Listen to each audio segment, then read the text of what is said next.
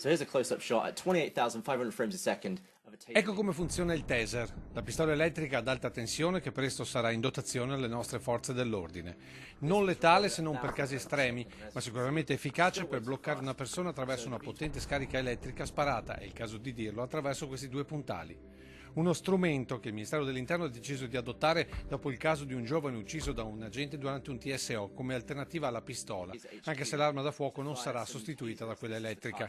A breve si partirà con la sperimentazione in 11 città italiane, con Padova scelta tra quelle venete, ma l'obiettivo è di adottare polizia, carabinieri ma anche polizia locale di tutta Italia, Treviso compresa. E se dai rappresentanti delle forze dell'ordine arriva una sostanziale approvazione per il provvedimento, il taser divide l'opinione pubblica trevigiana. Pistola elettrica, quella che vuole introdurre Salvini. No. Perché? Perché credo che violenza porta violenza, quindi bisognerebbe trovare un altro sistema. Va bene, Perché?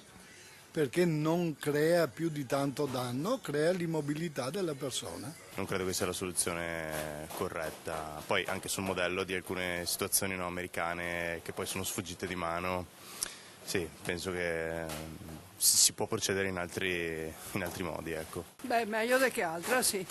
A me non sembra in generale una grande idea, penso che forse ci sono modi meno se possibile violenti per tenere sotto controllo anche eventuali problemi di ordine pubblico. Non credo che così risolviamo il problema della violenza o il problema che abbiamo nelle nostre strade. La pistola elettrica Salvini vuole introdurla.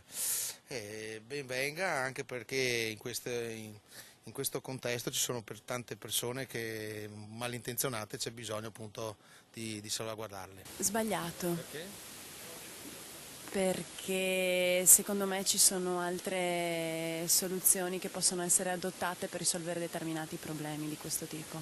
Sono 30 al momento le pistole elettriche acquistate dal Ministero per uno strumento in dotazione in 107 stati, come Francia, Germania, Inghilterra, Repubblica Ceca, Grecia e Finlandia, solo per citare i paesi europei.